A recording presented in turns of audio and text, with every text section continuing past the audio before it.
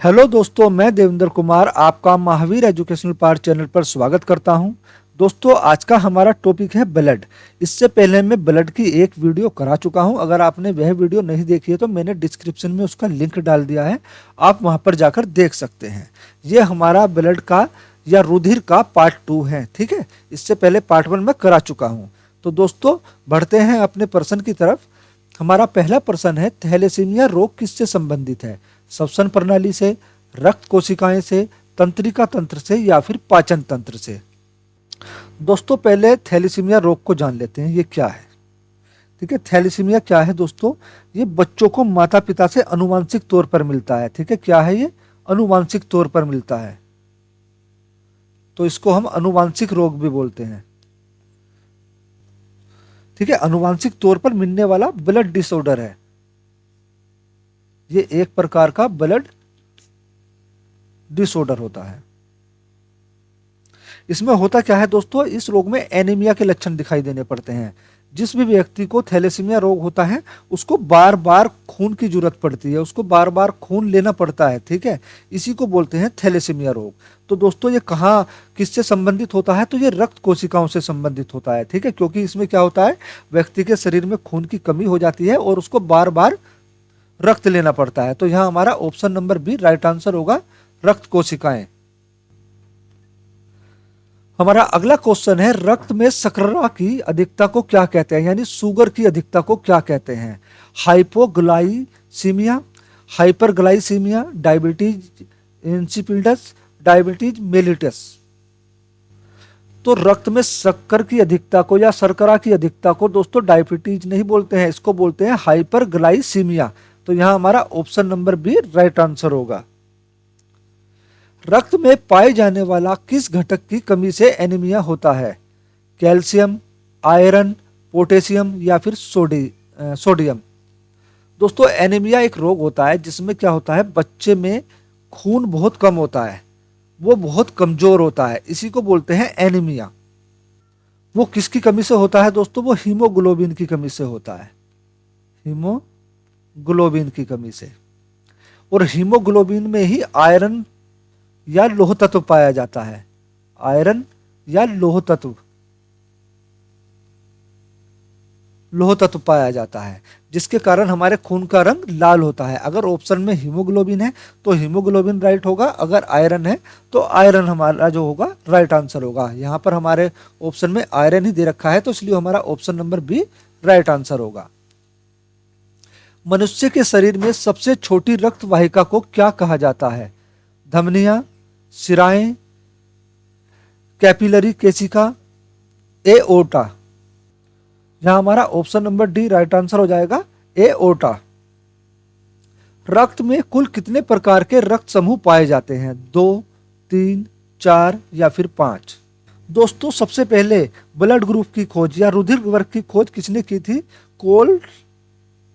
कोल land Steiner ने।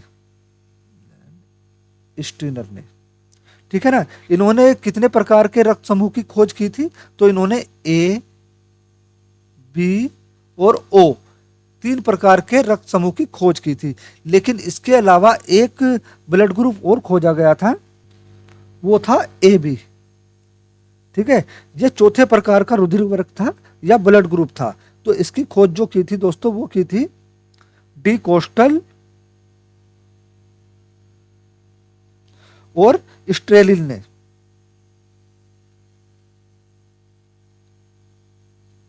ठीक है, इन दोनों ने ए बी ब्लड ग्रुप की खोज की थी। तो टोटल कितने हुए? हमारे 4 ब्लड ग्रुप हुए। तो ऑप्शन नंबर सी यहां राइट आंसर होगा। रक्त वाहिकाओं की दीवारों पर पड़ने वाले दबाव को क्या कहते हैं? रक्तचाप, धमनियों का दबाव, सिराओं का दबाव या फिर हृदय गति? दोस्तों, रक्त वाहिकाओं की दीवारों पर पड़ने वाले दबाव को जो कहते हैं वो बीपी कहते हैं। ठीक है ना, ब्लड प्रेशर यानी रक्तचाप। तो यहां हमारा option number A right answer होगा, रक्तचाप या बीपी। रक्त में ऑक्सीजन और कार्बन डाइऑक्साइड के आदान प्रदान की क्रिया या प्रक्रिया किसके माध्यम से होती है? धमनियों के, सिराएं के, कोशिकाओं के या फिर हृदय के? हमारे शरीर में जो ऑक्सीजन और कार्बन डाइऑक्साइड का आदान प्रदान होता है दोस्तों, वो होता है कोशिकाओं के द्वारा। यहाँ हमारा option number C right answer होगा। रक्त में पाई जाने वाली सबसे छोटी कोशिका कौन सी है? आरबीसी, डब्ल्यूबीसी, प्लेटलेटस या फिर प्लाज्मा। रक्त में पाई जाने वाली सबसे छोटी कोशिका होती है प्लेटलेटस। तो यहाँ हमारा option number C right answer हो जाएगा। और दोस्तों इसकी संख्या 1 ml ब्लड में कितनी होती है? 2 से 3 लाख तक। 2 से 3 लाख तक इसकी संख्या 1 ब्लड ml में होती है। और दोस्तों डेंगू रोग में जो डेंगू का बुखार होता है उसमें सबसे ज़्यादा प्लेट घटती हैं, ठीक है। और इसका निर्माण कहाँ होता है दोस्तों? ये बनती कहाँ पर है? ये अस्थि मज्जा में बनती हैं, अस्थि मज्जा में बनती हैं। और इनका जीवन काल जो होता है दोस्तों वो 8 दिन का होता है, 8 दिन का, या 5 से 9 दिन तक का भी, कहीं कहीं ऑप्शन में ये भी दे देते हैं 5 से 9 दिन का। और ये जो नष्ट होती हैं ये कहाँ होती हैं? तो ये पलीहा या तिल्ली, पलीहा या तिल्ली में जाकर ये नष्ट हो जाती हैं। रक्त में कौन सा प्रोटीन थक्का बनाने में सहायक होता है? Haemoglobin, albumin, fibrinogen, globulin. तो रक्त का थक्का बनाने में जो प्रोटीन सहायक होता है वो है हमारा फाइब्रोनोजन, ठीक है। यहाँ हमारा option number C right answer हो जाएगा। और दोस्तों ये कहाँ पर पाया जाता है? ये प्लाज्मा में पाया जाता है, ठीक है। रक्त के प्लाज्मा के अंदर ये पाया जाता है। रक्त में उपस्थित लोहित रक्त कणिकाओं का औसत जीवन काल कितना होता है? 90 दिन, 120 दिन, 150 दिन, 180 दिन। दोस्तों ये यहाँ गलत है, यहाँ लाल है, ठीक है ना।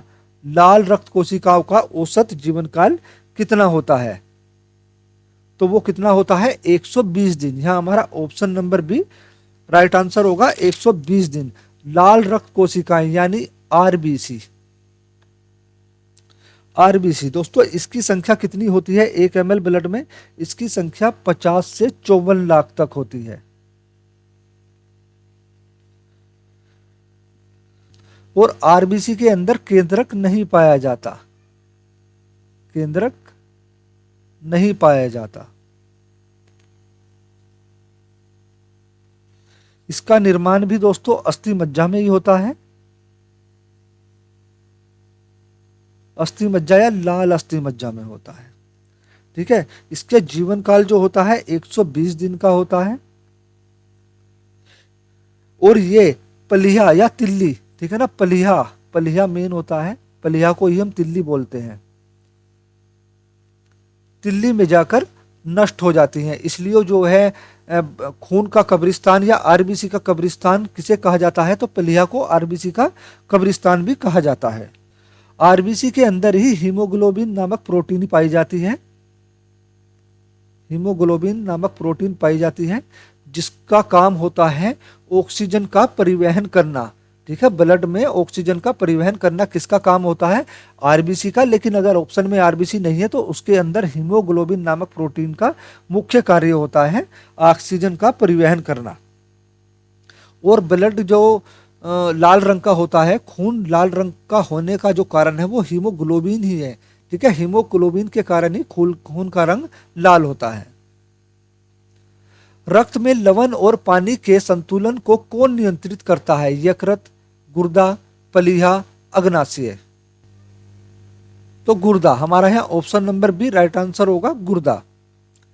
रक्त का कौन सा घटक विषाक्त पदार्थों को हटाने में मदद करता है? आरबीसी, डब्ल्यूबीसी, प्लेटलेट्स या फिर प्लाज्मा। तो यहाँ हमारा option number B right answer हो जाएगा, डब्ल्यूबीसी यानी white cells, oh sorry white blood cells, सफेद रंग कोशिकाएं, ठीक है, सफेद रक्त कोशिकाएं।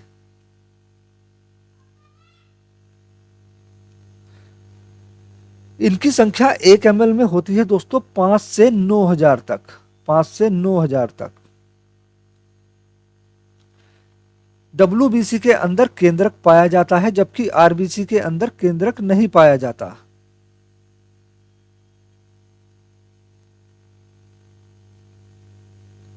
इसका निर्माण अस्थि मज्जा में होता है। इसका जीवन काल होता है दोस्तों 12 से 15 दिन तक, या कहीं कहीं 13 दिन भी होता है, 15 दिन मान लो, 12 से 15 दिन। और WBC दोस्तों 5 प्रकार की होती है। कितने प्रकार की? 5 प्रकार की।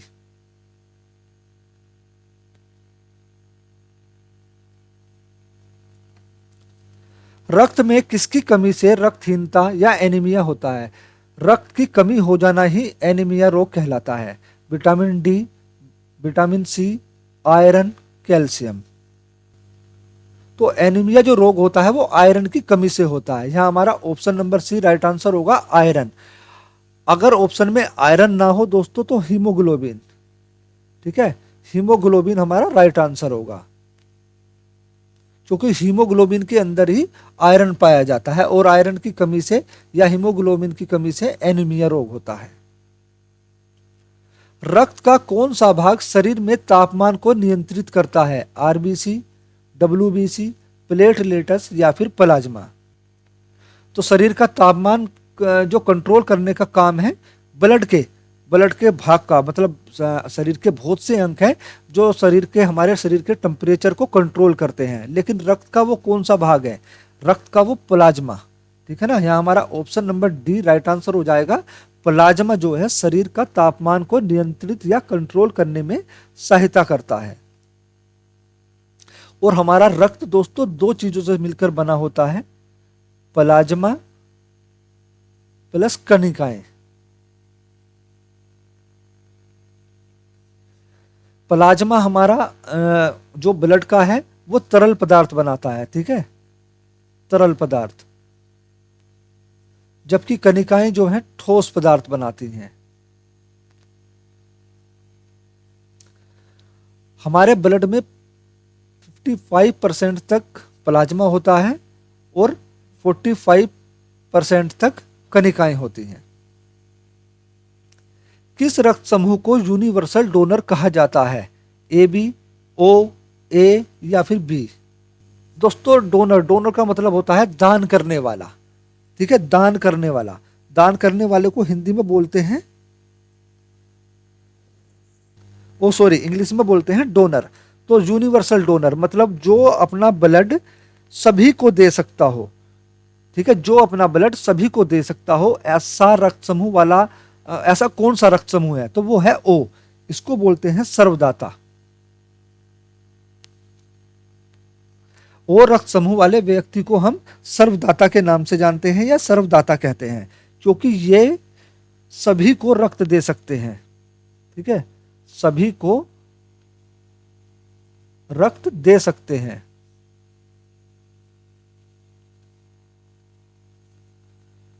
और ए बी वाले को बोलते हैं सर्वग्राही दोस्तों, सर्वग्राही मतलब ये इस ब्लड ग्रुप के व्यक्ति सभी का ब्लड ले सकते हैं।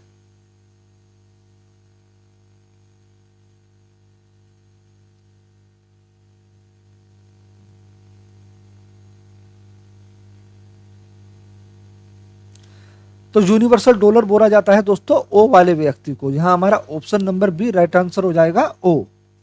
रक्त में पाई जाने वाली किस प्रकार के रक्त कणिकाओं को फोगोसाइट कहा जाता है? न्यूट्रोफिल, प्लेटलेट्स, लसिका या फिर मोनोसाइटस? तो यहां हमारा option number A right answer हो जाएगा, न्यूट्रोफिल। दोस्तों WBC मैंने बताया था, है ना, व्हाइट ब्लड सेल्स जो होते हैं ये 5 प्रकार के होते हैं, ठीक है। उनमें से एक है न्यूट्रोफिल, दूसरा है मोनोसाइटस, तीसरा बेसोफिल, फिर इस्नोफिल, ठीक है। ये सब क्या है? हमारे WBC के पार्ट हैं। WBC 5 प्रकार की होती है और जिसमें न्यूट्रोफिल सबसे अधिक मात्रा में होती है, ठीक है,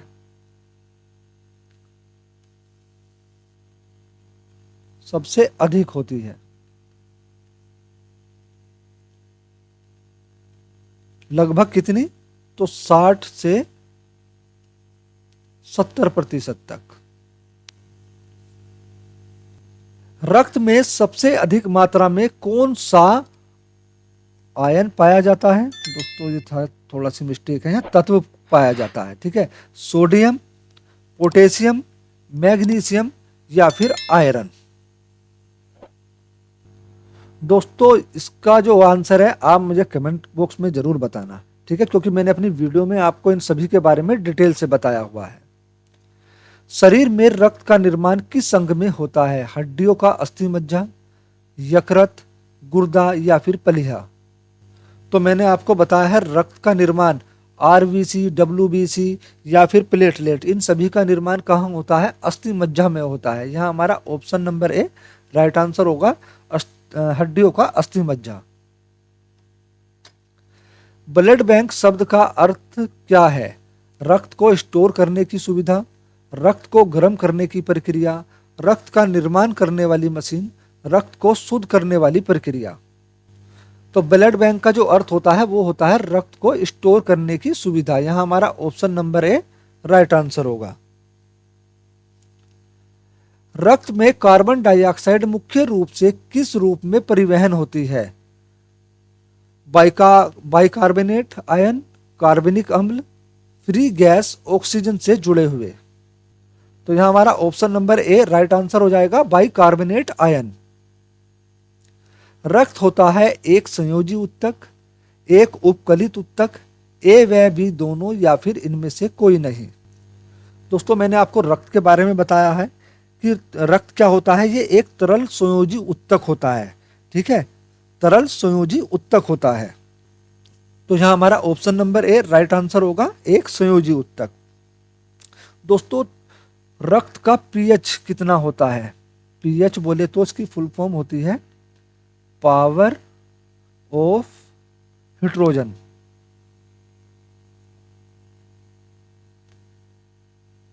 हाइड्रोजन, ठीक है दोस्तों। ये क्या होता है पीएच? पीएच होता है एक मानक स्केल, है ना, जिसके माध्यम से हम किसी भी पदार्थ की अम्लीय, क्षारीय या उदासीन गुण का पता लगाते हैं। तो किसके द्वारा लगाते हैं? पीएच के द्वारा, पावर ऑफ हाइड्रोजन के द्वारा। ब्लड का पीएच कितना होता है दोस्तों? ब्लड का पीएच जो नॉर्मल होना चाहिए वो होता है 7.4, ठीक है, जो क्षारीय होता है लेकिन हल्का, हल्का क्षारीय। तो ब्लड कैसा होता है? हल्का क्षारीय होता है। इसका पीएच मान कितना होता है? 7.4 होता है। और मानव शरीर में ब्लड की संख्या, मात्रा कितनी होती है? 5 से 6 लीटर तक।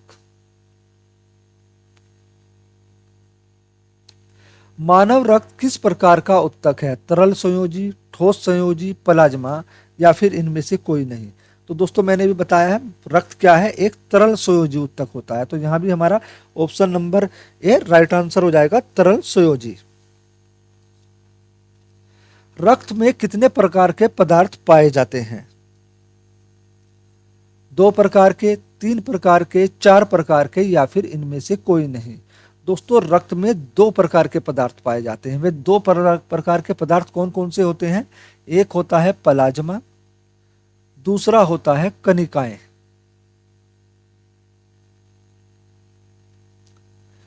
प्लाज्मा टोटल 55% होता है, जबकि कणिकाएं 45% होती हैं। प्लाज्मा जल का ब्लड का जो है तरल पदार्थ बनाता है और कणिकाएं ठोस पदार्थ बनाती हैं। प्लाज्मा के अंदर 90% तक जल होता है। क्या होता है? 90% तक जल होता है। तो यहां हमारा option number A right answer हो जाएगा, 2 प्रकार के। रक्त का लगभग कितना प्रतिशत भाग प्लाज्मा होता है? 40%, 50%, 60% या फिर 65%? तो दोस्तों 55% मैंने बताया है ना, 55% से ये थोड़ा ज्यादा ही होता है, कम नहीं होता। तो यहां हमारा option number C right answer हो जाएगा, 60%। प्लाज्मा में जल का प्रतिशत कितना होता है? 60, 70, 90 या फिर 80? प्लाज्मा में जल का प्रतिशत दोस्तों मैंने भी बताया 90% तक होता है। यहाँ हमारा option number C right answer हो जाएगा। प्लाज्मा में 90% तक जल होता है और बचे हुए 10% में क्या होता है? तो कार्बनिक और अकार्बनिक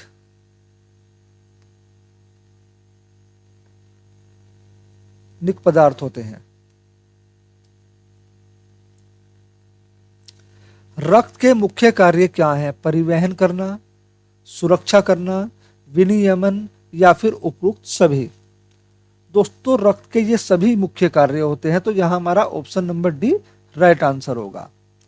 रक्त शरीर में क्या कार्य करता है? तरलता बनाता है, सारे शरीर में ऑक्सीजन पहुंचाता है, खड़े होने में सहायता करता है या फिर भोजन पचाने में सहायक है।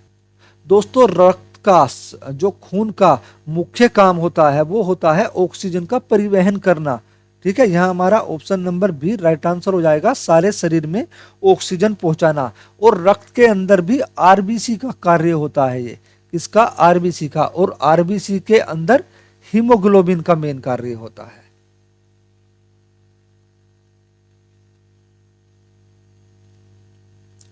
मानव शरीर में रक्त की मात्रा शरीर के भार का लगभग होती है 8%, 9%, 10%, 7%। तो हमारा ऑप्शन नंबर डी है राइट आंसर होगा। मानव शरीर में रक्त की मात्रा शरीर के भार की 7% होती है। ठीक है, यहाँ हमारा option number D right answer होगा। महिलाओं में पुरुषों की तुलना में कितना रक्त कम होता है? 1/4 मिलीलीटर, आधा लीटर, 1 लीटर या फिर 2 लीटर। दोस्तों महिलाओं में पुरुषों की तुलना में आधा लीटर रक्त कम होता है, तो यहाँ हमारा option number B right answer होगा। एक वयस्क मनुष्य में औसतन कितना रक्त होता है? 2 से 3 लीटर, 3 से 4 लीटर, 4 से 5 लीटर या फिर 5 से 6 लीटर। दोस्तों एक वयस्क मनुष्य में जो नॉर्मल रक्त होता है वो होता है 5 से 6 लीटर। अगर आपसे बिल्कुल सटीक मात्रा में पूछे तो होता है 5 लीटर, 5 लीटर और 40 मिलीलीटर। ठीक है, 5 पॉइंट या फिर इसको ऐसे भी कर सकते हैं 5.40 मिलीलीटर। ये बिल्कुल सटीक मात्रा है ब्लड की। तो यहां हमारा option number D right answer हो जाएगा, 5 से 6 लीटर। दोस्तों हमारी क्लास यहीं पर समाप्त होती है। अगर वीडियो अच्छी लगी हो तो प्लीज़ वीडियो को लाइक करें, शेयर करें। और जो लोग नए हैं चैनल पर या फिर किसी भी कंपटीशन की प्रैक्टिस कर रहे हैं तो उसकी एक अच्छी प्रैक्टिस के लिए आप हमारे महावीर एजुकेशनल पार्ट चैनल को जरूर सब्सक्राइब करें और साथ में बेल आइकन प्रेस कर लें ताकि हमारी आने वाली सभी वीडियो के नोटिफिकेशन आप तक पहुँचते रहें। वीडियो देखने के लिए धन्यवाद।